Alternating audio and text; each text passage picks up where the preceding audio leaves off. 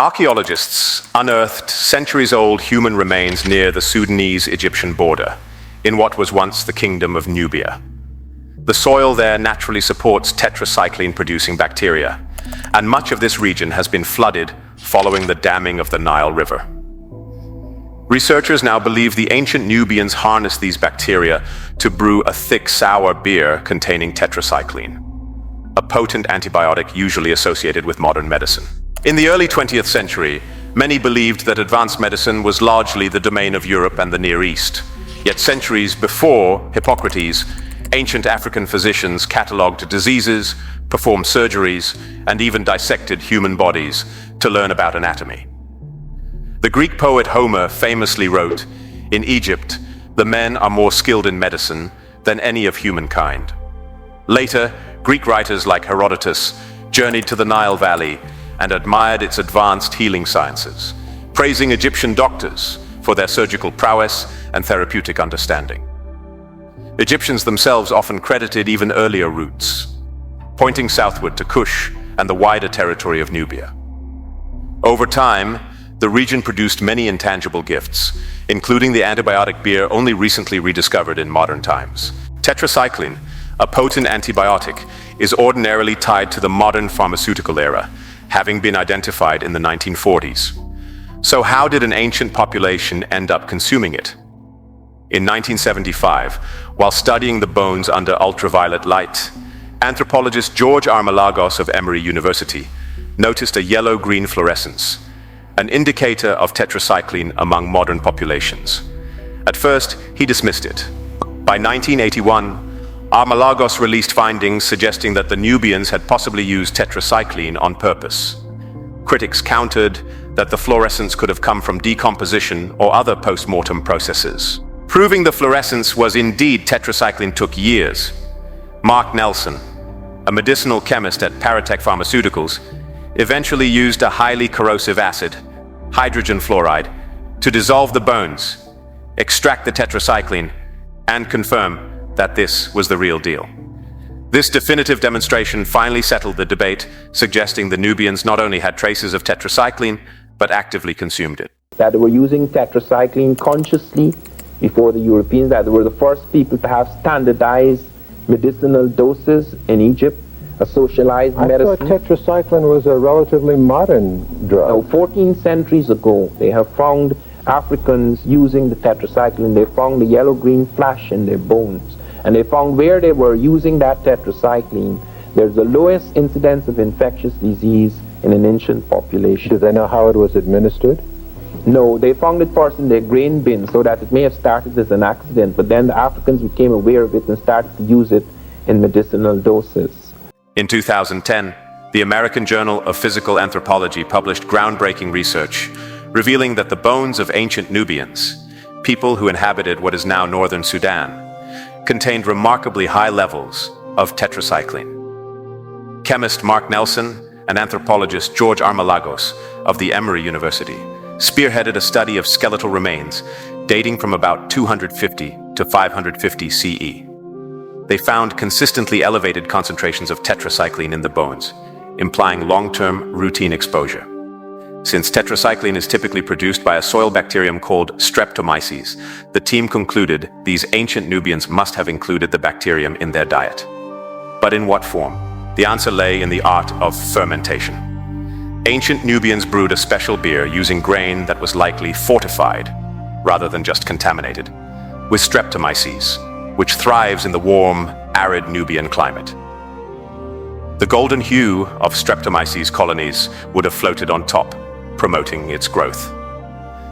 Researchers noted the large amounts of tetracycline in the skeletons, suggesting the practice was deliberate. By regularly drinking this medicated beer, the Nubians likely protected themselves from bacterial infections.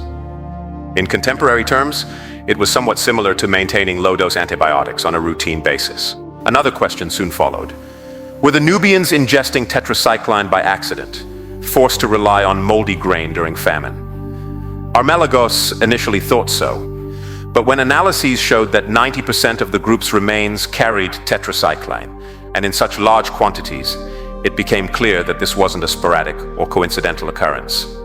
given the long-standing traditions of beer brewing throughout the region, often depicted in Egyptian art and verified by archaeology. The researchers concluded that these ancient people likely intentionally introduced tetracycline-producing bacteria into their fermenting mixtures. Armalagos and colleagues continue to analyze skeletal collections from later periods and other African regions. Preliminary evidence suggests that antibiotic use through fermented beverages may have lasted into the 14th century CE in some locales, indicating that this medical knowledge endured well beyond shifts in political power. To place this discovery in context, we must consider Africa's expansive medical traditions. Kemet's earliest known physician was Imhotep, later venerated as a patron of medicine by Europeans. Ancient texts like the Ebers Papyrus and the Edwin Smith Papyrus laid out prescriptions for conditions ranging from headaches to severe injuries. According to scholars such as James Henry Breasted and Paul Galiungi, these documents go far beyond incantations and demonstrate rational approaches to disease management. The Nile region's medical core was distinctly African, integrating botanical expertise, local fauna, and innovative fermentation methods. Merchants and travelers likely shared such knowledge across the Red Sea and Indian Ocean trade routes. The antibiotic beer in Nubia suggests an early grasp of microbial science, or at least a keen observation that certain processes fostered better health. This indirectly mirrored the scientific method of observation, hypothesis, and replication. They identified that this special beer helped them thrive and continued producing it over generations. This indeed prompts us to rethink lost technologies. Many of Africa's historical innovations disappeared over time due to conquests, cultural shifts, or neglect. One of the biggest barriers to recognizing Africa's historical achievements has been the stereotype of a primitive continent awaiting European discovery. Shaped by colonial scholarship, this view ignores the diversity and richness of African societies. Textbooks have long perpetuated the myth that mathematics, architecture, astronomy, and medical science were all imported rather than homegrown. However, the story of antibiotic beer, alongside other feats like early steel production in Tanzania, the geometric precision of pyramids, and the seafaring exploits of Malian explorers, urges us to re-envision Africa's role in global history. It affirms that Africans co-created world civilization, innovating in areas many believed were uniquely European or Asian domains. Cheikh Anta Diop, in his seminal work, The African Origin of Civilization, Myth or Reality, published in 1974, similarly challenges the mainstream academic practice of distancing Kemet from the so-called sub-Saharan Africa, a ridiculous geographic designation by Eurocentric Africanists. According to Diop, morphological and cultural links unite the Nile Valley, the Great Lakes region, the Sudan, and West Africa. Realizing that Africans in ancient times purposely cultivated antibiotic-producing bacteria challenges conventional narratives of history. It highlights an ongoing cycle of innovation that existed before modern medicine took hold in Europe. Nubia's antibiotic beer vanished from common memory after the civilization's decline. Africa's story is far from confined to the past.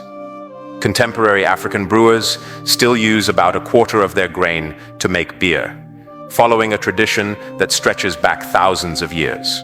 Ancient Nubia's antibiotic beer exposes Africa's broader contributions, deeply rooted, scientifically robust, and millennia ahead of what Western historical accounts often credit.